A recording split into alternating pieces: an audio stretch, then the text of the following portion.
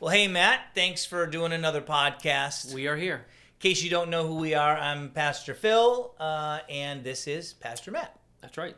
Family pastor. And this podcast is about a new series that's really your brainchild called Dangers and Distractions, Navigating Your Digital Investment. Yes. And it started out not as a teaching series, but something special for building strong families. So I thought you could just give us a little overview on where the idea came from, what you were hoping to do, and how did it land now kind of as a teaching series. Yeah, I mean, obviously it was relevant in 2020 and 2024. Yes. And it's going to continue to be a little bit relevant. But it was actually during 2020 that we started this, and it happened to be we got 2 sessions into it, and then COVID happened. Yeah. So we had to shut everything down and change that. So it's always been sitting out there, and we've had a bunch of books that Steph and I have both read through, and pieces here and there. And then I have an audio. Some of these are on audio, and I listen to them. Yeah. And they're just really good content, especially for what we're seeing. All the other books that are saying about how social media and technology and this new digital life is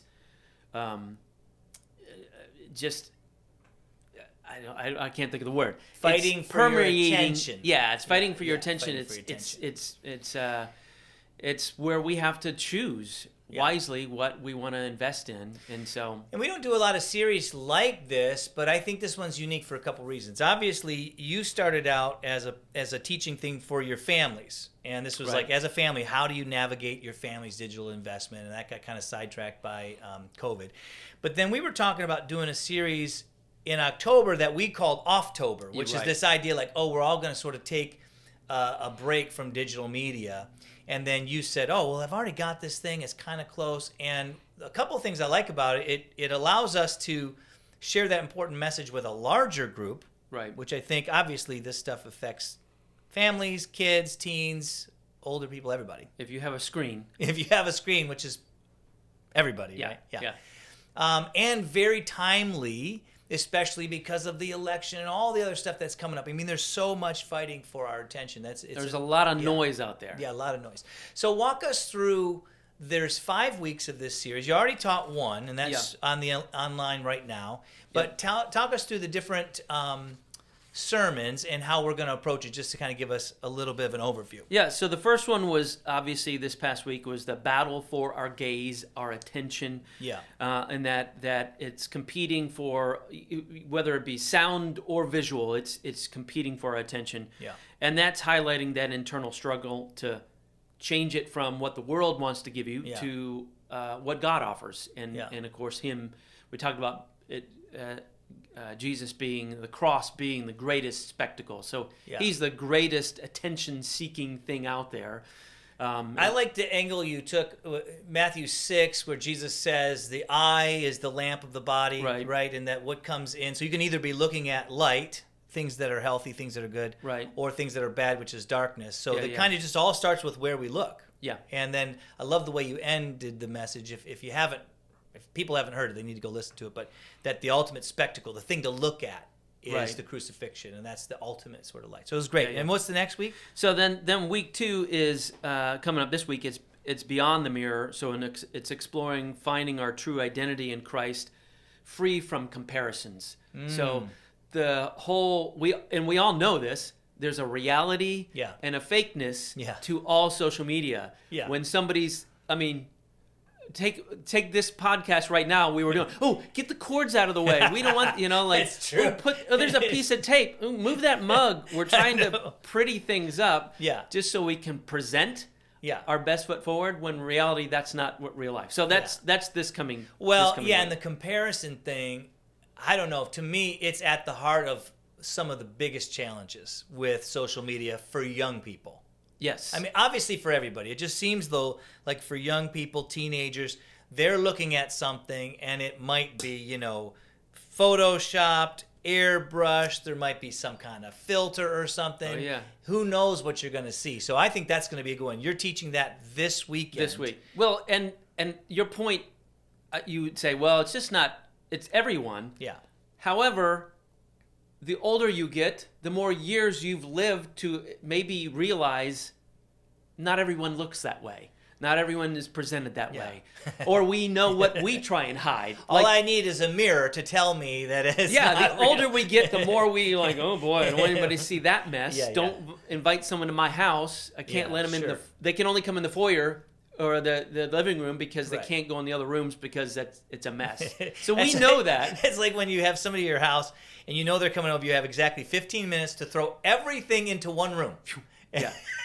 And so when you're giving them a tour, this is the kitchen, this is the spare bedroom. There's nothing. for you to There's see. always one room that There's nothing. there's nothing in there. Yeah. So then the third week is kind of interesting because if I'm not incorrect, we are doing that one together. No, I'm doing the third week. You're doing the third week, so Right. that's redeeming the clock. So Yeah. highlighting how we use our time wisely to give God glory. I just want to say something. This Yes. is confession time. Okay. This is a tough one for me because I am so guilty of wasting time on doom scrolling. Right. Madison and Aaliyah did a podcast yesterday, which is probably going to come out soon. And I think they were saying doom scrolling. That was like the term for it or something. Yeah. And I'm like, oh yeah, that's exactly. It's like looking at car wreck after car wreck. But really it's like, oh, this political person's upset or this church person's, Yeah. So this is going to be a good because I'm going to have to preach this sermon to myself first. Sure. And before All these are. I but guess yeah, that's true. Yeah, but no, that's why when we laid this out, God was like, give that to Phil. No, I'm kidding. Is I'm that kidding. No. that's how he sounds in your head? Give it to Phil. Now the fourth one was what I was saying. This is exciting because we're going to do like a team thing. We haven't exactly worked out how we're going to do it. Right. But we're going to do a team teach of some level because you and I also have slightly different perspectives on this. I think I tend to be way more involved in at least the social media side of things. Right. Whereas you're more involved in the creating of the digital media side of things, right? Right. I feel like maybe I'm much more of a consumer and you're more of a producer or something like that. Sometimes. Yes. Yes. I think that in some cases. I don't know if they can hear the sirens going by. The sirens. Whoever that is, we hope you're okay. But and week then- 4 is the power of pause. That's And one we're doing together. Yeah, that's one. So it's encouraging about embracing silence and kind of stillness. Yeah. To be able to connect with God. So it's amazing as you're reading any books about social media and technology and digital, how much any moments of freedom or pause, we go right to our phone. Yeah. Like Steph and I were even talking about, like you're in a restaurant and you're like, oh, you're going to the bathroom? Okay. Yeah. She goes to the bathroom. I'm like, ding, ding, ding, on my phone. It's like, wait, Yeah. why can't I not put? Yeah. So it's consuming the empty space. Yeah. And so we want to be able to carve out. I that heard something time. interesting on that, and comedian Louis C.K., which I'm not endorsing him by any Right. stretch or whatever. He can be pretty vulgar, but he was on Conan one time, and he had this great bit about how we're just afraid to be with ourselves because we're afraid of a thought coming in there that we don't want to deal with. So it's easy to just, I got to put something up, put something up, put something Distract ourselves. up. Yeah. Dangers But I and don't know what we did before. And I'm old enough to remember then there wasn't anything, and I'm thinking, I guess we just stared off into space. What did we do? Well, that's so part of the reason why we're doing this together is there's a part that you're going to talk about, and then there's a part about, especially in, well, it's play, it's creative play, Yeah. it's the amount of things that are created in this world because of boredom. Yes. So you have to allow boredom to invade your life for your brain to go, start to turn, Yeah. and the wheels start clicking, and you're like, Yeah. ooh, there's a story, there's a solution, there's Yeah. a cool invention, there's this art that I'm thinking about. Do you know what this reminds me of? And I read something about this, that people tend to be super productive in terms of inventing things and having new ideas when they're taking a shower. Yes. Because there's two reasons. One, you're this warm, comfortable place. Number two, you're not on your phone, I would imagine. And so all of a sudden I'm like, oh, that's a great idea. Well, that's probably changed nowadays. People put their phones in the shower. No, they don't. Sure. Who does that? Yeah, I know people. Okay. They've that's told me. okay. Yeah. That's too much. But anyway, Bathtubs, well, if you're watching a movie, but I'm just saying, you have an opportunity. So this is a good kind of segue because for parents, it's important, and I've read this, and I think this was in the book that you suggested a while ago, the Till the Streetlights Come On book. Right. This was back from Family Yeah, Camp. that's another resource that we would recommend for sure. That when you force your kids to become bored, they will invent fun. Yes. It's inevitable. If you put them with other kids, they will start making things, climbing things, whatever. We had the movie night. Yeah. I won't say names, but we had a movie night up here. Everyone's outside. Before the movie started, and as everyone was coming, one of the kids came up and said, "Where are the toys?" And my wife said, "There are no toys. Go play." Yeah. And it takes them a while to it's not that they're remembering, but they're just creating. They're thinking about how to create a solution for boredom. Right. And suddenly all the kids started playing out in the field, and they're playing tag. Right. And they're having a great time. Yeah. Because they had to think of something. Yeah. There wasn't something to monopolize, to take their attention away. One thing that you said at the beginning of the series that I really liked, and so I just want to kind of reiterate it now, is we're not saying, and you're not saying, that all this is just bad. Right. That it's all evil. And that, Right. because obviously all things that we have access to, we're stewards of those things. We have to use them wisely, because there's a lot of great things about digital media and even social media. Absolutely. Right? A lot of opportunities there, but there's a lot of danger there, like anything. So we're going to have a lot of these different, we're going to give a lot of resources, and I know you have some here on the table, but if there's just somebody watching right now and it's like, oh, I'm excited about this series, but is there like one or two little quick practical things that we can give in this podcast for either a parent or an individual who's like, yeah, this topic is hitting all the buttons for me? What kind of tools or tips could we give? Well, so there was a couple things. I was just sitting this morning. I was sitting down and I was just kind of writing. Actually, because my laptop wouldn't charge. Is that a pencil? Did you? I used a pen. Writing with pencil? I wrote actually physical words down on a piece of paper. I know. But how long has it been? I know. One of the things I was thinking about was, just like we use filters to make ourselves look great, right? We use filters on cameras, or we use filters to filter out things. So we may use a filter on our internet to scrub out the bad things. Oh, okay. So the reverse is true, and you can use, obviously, Scripture is a great filter to use to compare and figure out how to do things wisely. And so Philippians 4:8 is that filter. Okay. We have to put on that filter. Finally, brothers and sisters, whatever is true, whatever is noble, whatever is right, whatever is admirable, if anything is excellent or praiseworthy, think about such things. So I think sometimes even that verse for me is one that I go, oh, Philippians 4:8, come on now. Yeah. Let's get our thinking or what I'm looking at or whatever. Let's get it straight. Well, you could ask the question, is it pure? Right. Is it honorable? Is it lovely? Is it worthy of praise? A lot of the stuff, and when it comes to, like, say, news or something, I mean, obviously there are things we need to know about the world. Correct. And they fall into the category of truth or whatever. Yeah. But then obviously there's a level where it becomes unworthy of praise, or if you spend too much time on it, or if it ventures down into another area that becomes, anger based or something. So I think that's nice. It's called the Philippians filter. The Philippians filter. It's too bad it's not like a feature on your phone. This would be a good app idea for anybody who's an app developer.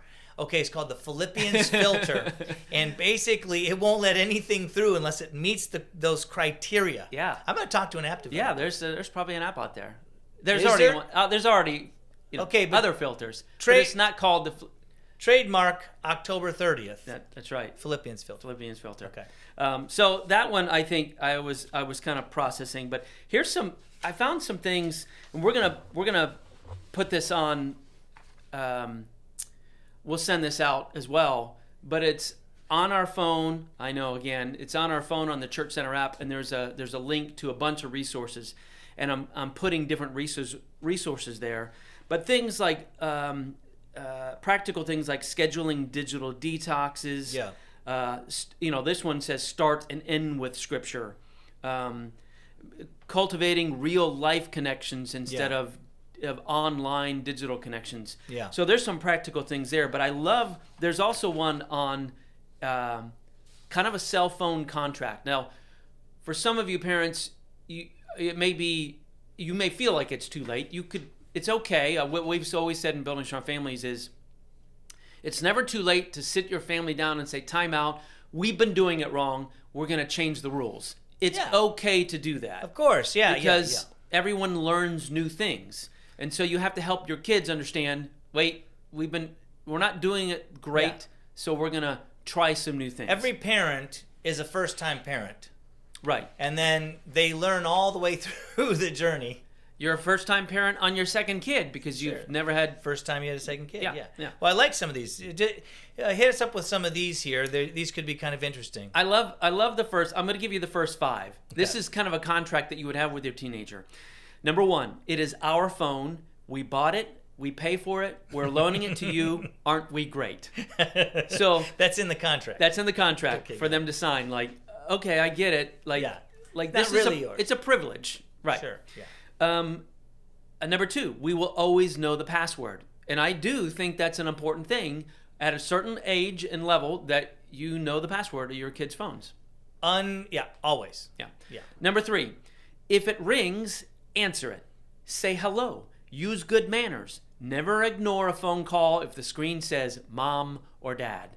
Which, how many teenagers, raise your hand if you're listening to this, they're like, oh, mom, dad, whatever. I'll wait, whatever.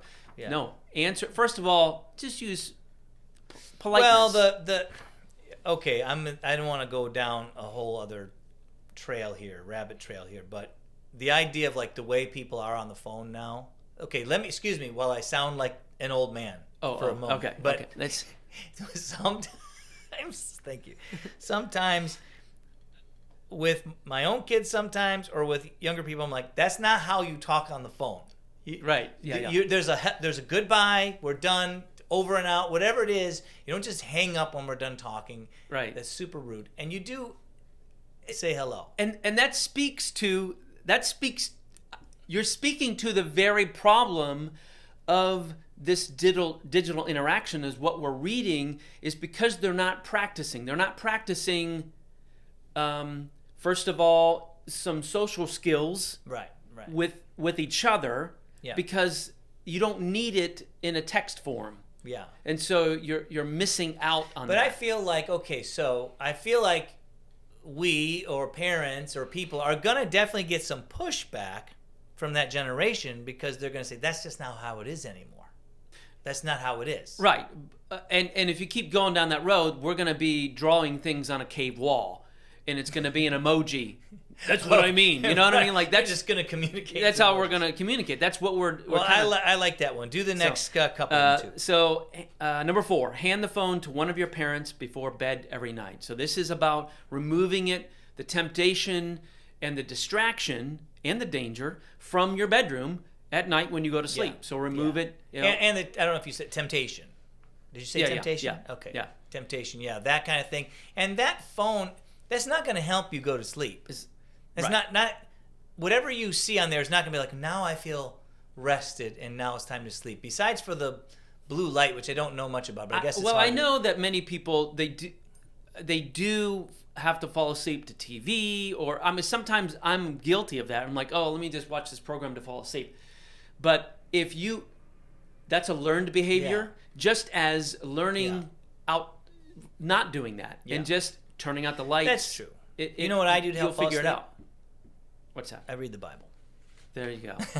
So basically, you're like, no. I think that's a good point. And again, now I think if you're a parent, it's a little bit different. We're talking in this thing here. We're talking about contracts with students or kids.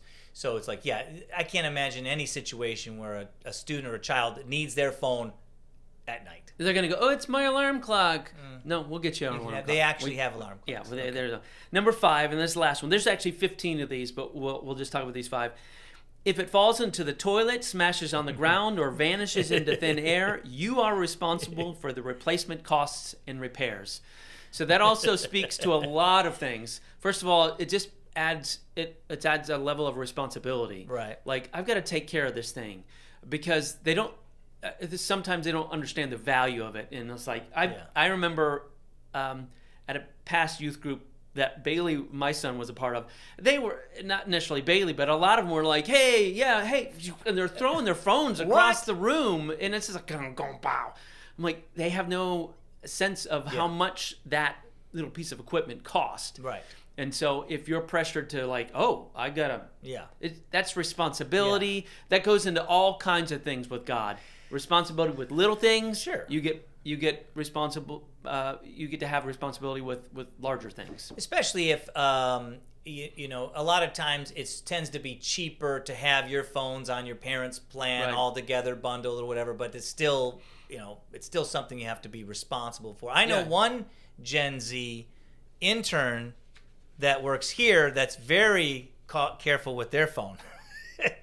She's actually running the podcast right now, Madison. Yeah. Right, we're using her phone, and she's very careful with her phone. That phone right there, that is right. Yes, I had to make sure that if we break it, we buy it. Okay, that's exactly true. Well, these are good. These are a good starter, and there's more of this. So I guess what we want to just finish up with is exciting series. It started last week. It finishes on what day? Do we know? Is it November? I think it's November 24th. Which, by the way, we didn't. Week 5, the last one is we called didn't get into that one yet. Anchored in Truth. Oh, okay, got it. And that's centered on discerning truth and basically taking. It's kind of like we did an opening, and the last one closes it. Yeah. And there are 3 distractions in the middle that we'll talk about. But you're going to close it. So I opened it, and you close it with God's truth, and where do we go for the real stuff? Right. And where does it? Where's and I the might standard? even say using the tool itself as a part of that, because I mean, there's a lot of positive things that on your phone where it's like I've got a scripture, I got scripture apps on there and a few other things. So managing the truth with the distraction, so it turns out to be something that's really good. I'm excited about this series. I think, you know, what's good about it is it kind of is prepping me and I think our congregation, hopefully, for the holidays. Yeah. Because this is the Sunday right before Thanksgiving. Launching into that time of the year, at least for me, it gets more hectic. Right. Maybe that's not true for other people, but it gets more hectic. I think in general, there's a lot more things to go to, a lot more family things that you've got to plan. Yeah. I mean, think about 2 big events or holidays that you're trying to ponder and prioritize. Less family than a gatherings. month away from each other. So it wouldn't be great to go into the holiday season feeling sort of refreshed, feeling like your mind is clear, feeling like you're not distracted. I think that's a good good reason. This can also prime. This is maybe we're setting this up this year.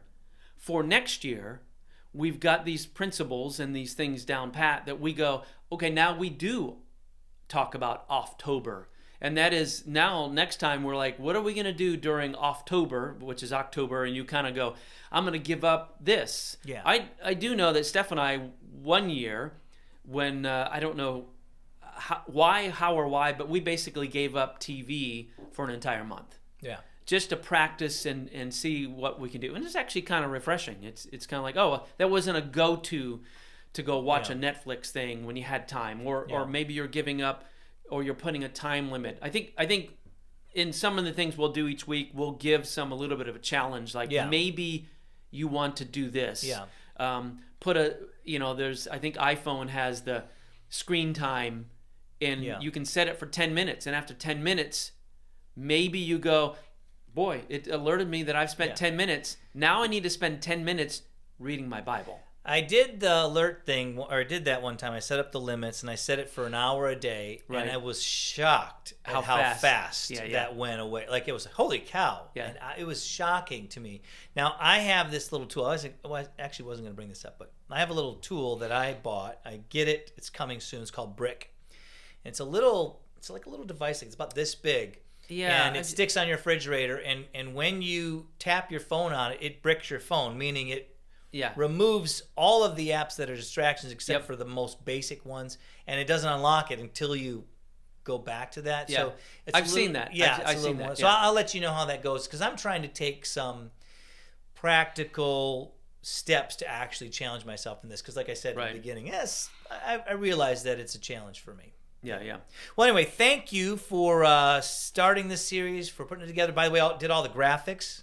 Yep. Looks great. Yep. Oh, Looks thanks, great. Thanks. Fun. And then just kind of putting the series together and giving me a chance to participate in it as well. I'm looking forward to it. So. Yeah, it's gonna be a good one. All right. Well, thank you, everybody. Thanks for joining us. We'll catch you later.